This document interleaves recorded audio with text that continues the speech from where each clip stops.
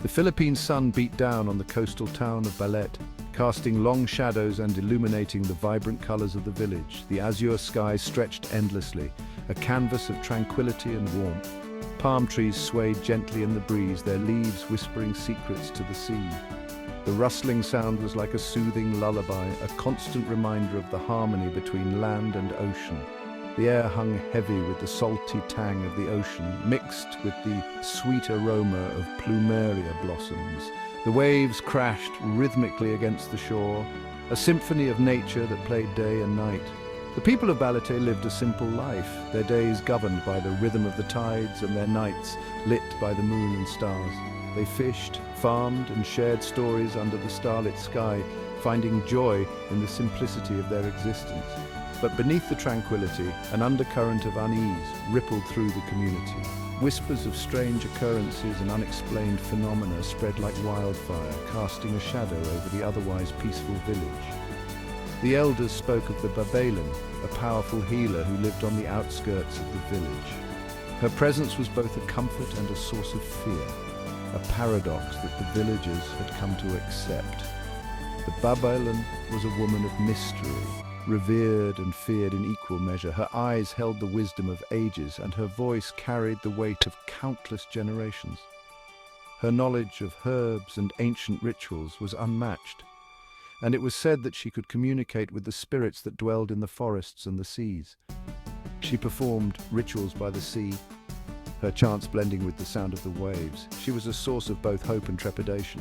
The villagers sought her help in times of need, but they also treaded carefully, aware of the consequences of disrespecting her or the spirits she communed with. Her healing touch could mend broken bones and cure the sick, but her wrath was just as potent. Stories of her miraculous cures were as numerous as tales of her fearsome retribution.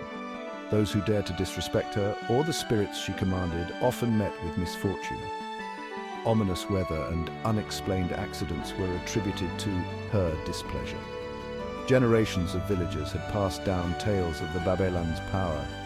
These stories were more than mere folklore. They were a testament to the enduring influence of the unseen forces that shaped their lives.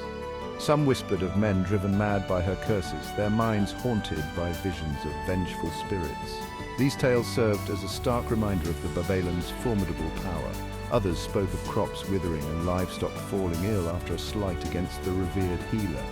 The villagers knew that the Babaylan's favor was essential for their prosperity.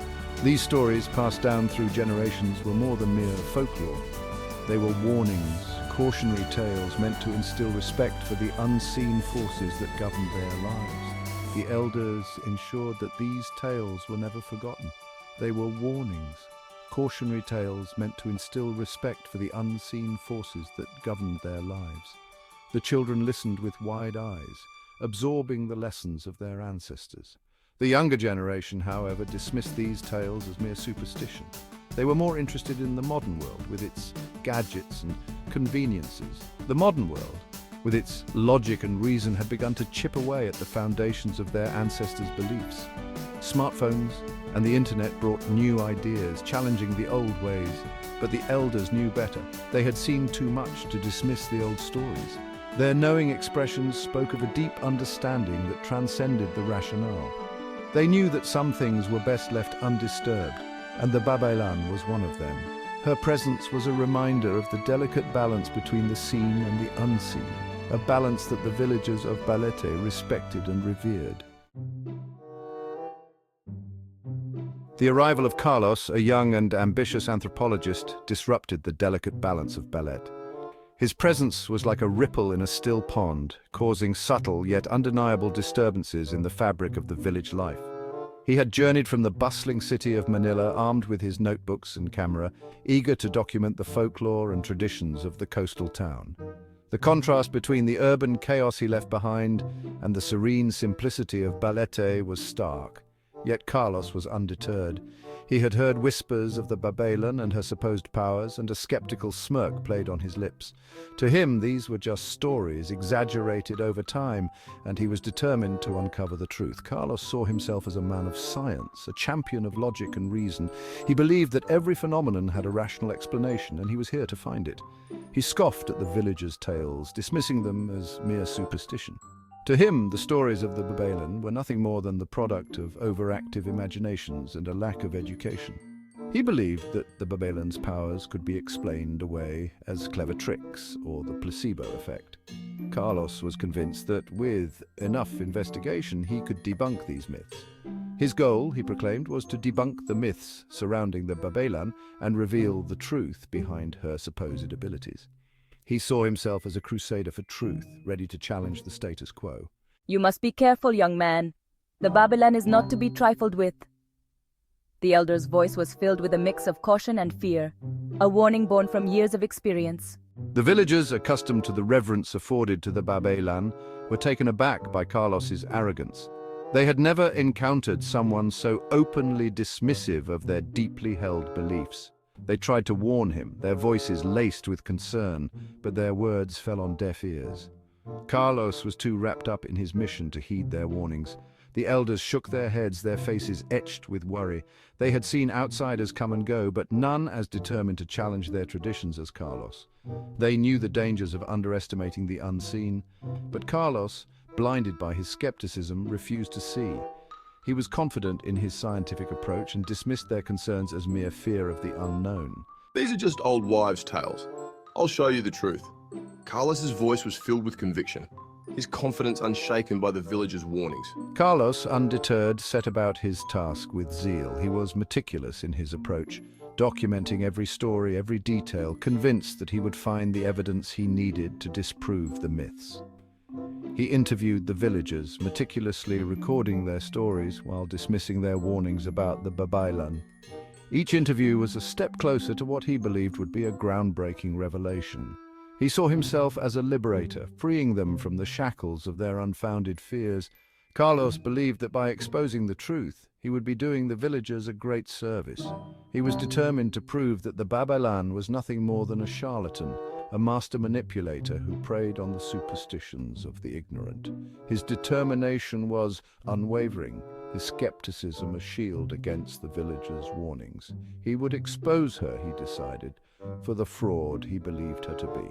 Carlos was ready to challenge the very foundation of the villagers' beliefs, confident that his findings would bring about a new era of enlightenment in Balete. Word of Carlos's inquiries eventually reached the ears of the Babaylan. One humid afternoon, as Carlos sat in the village square interviewing a group of elderly women, he felt a presence behind him. Turning, he found himself face to face with the Babaylan. She stood tall and proud, her eyes burning with an ancient wisdom that sent a shiver down his spine. You play a dangerous game, young man. The balance between our world and the spirit world is delicate. Disrespecting the unseen forces can have dire consequences. Her voice, when she spoke, was low and melodic, carrying the weight of generations past. She warned him that his skepticism was a dangerous game, one that could have dire consequences. Your tricks don't scare me. Prove your powers if you have any. Carlos, however, remained unconvinced. He saw her warnings as mere theatrics, a desperate attempt to maintain her hold over the villagers. He met her gaze with defiance, his voice dripping with condescension as he dismissed her words as mere superstition. He challenged her to prove her powers, his arrogance growing with each passing moment. You have been warned. The Babaylan's expression hardened, her eyes flashing with a mixture of disappointment and warning. She uttered a single word in a language he didn't understand, yet it seemed to reverberate through him, chilling him to the bone. Then, with a shake of her head, she turned and melted into the crowd, leaving Carlos with an uneasy feeling that he had overstepped a boundary he didn't even know existed. He tried to shrug it off, but the encounter left him with a lingering sense of unease. That night, as Carlos lay in his bed, the wind howling outside his window, he was plagued by unsettling dreams. The kind of dreams that leave a lingering sense of dread even after you wake up. He tossed and turned, unable to find peace. The faces of the villagers he had interviewed stared at him, their eyes filled with a mixture of pity and fear. Each face seemed to tell a story of warnings unheeded and dangers unseen. Their expressions haunted him, making it impossible to escape their silent accusations. Their whispers echoed in his ears, their words swirling around him like the wind outside. It was as if the very air was alive with their warnings, each whisper a thread in a web of fear that ensnared him. The more he tried to ignore it, the louder it seemed to become. You have been warned. Respect the unseen. The words were clear, almost tangible, as if spoken directly into his ear. He woke with a start, his heart pounding in his chest. The room was suffocatingly dark, and for a moment he couldn't tell if he was still dreaming or if he had truly woken up. The room was dark, the only sound, the relentless pounding of the waves against the shore. It was a sound that usually brought him comfort, but tonight it felt ominous, like a warning of something terrible lurking just beyond the horizon. He sat up, trying to shake off the remnants of the nightmare, but the feeling of unease lingered. It clung to him like a second skin, making it impossible to relax. He went to the window and looked out at the stormy sea, the waves crashing against the shore with a ferocity that mirrored the turmoil within him. The sea was a wild, untamed beast, and tonight it seemed to be roaring in anger. As he stared out at the churning water, he could have sworn he saw figures moving in the shadows at the edge of the forest. They were just out of reach, indistinct and ghostly, but undeniably there. They seemed to glide through the trees, their forms indistinct in the darkness, their whispers carried on the wind. It was as if the forest itself was alive, watching him, waiting for him to make a move. It's just my imagination. It has to be. He whispered to himself, trying to inject some semblance of calm into his voice. He rubbed his eyes, trying to convince himself that it was just his imagination playing tricks on him, but the feeling of being watched persisted. It was a sensation that gnawed at him, refusing to be ignored. He tried to dismiss it as a trick of the light, the shadows playing on his fear. But the shadows seemed to have a life of their own, moving in ways that defied logic.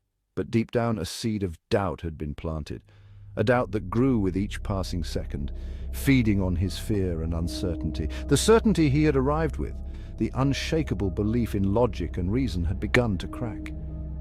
He had come to the village with a mission, but now he wasn't so sure of anything. The whispers of the villagers, the warnings of the Babaylan echoed in his ears, no longer easily dismissed as mere superstition. They had taken root in his mind, growing stronger with each passing moment. For the first time since his arrival, he felt a flicker of fear, a fear that was raw and primal, a fear that told him he was not alone and that something was watching him from the shadows.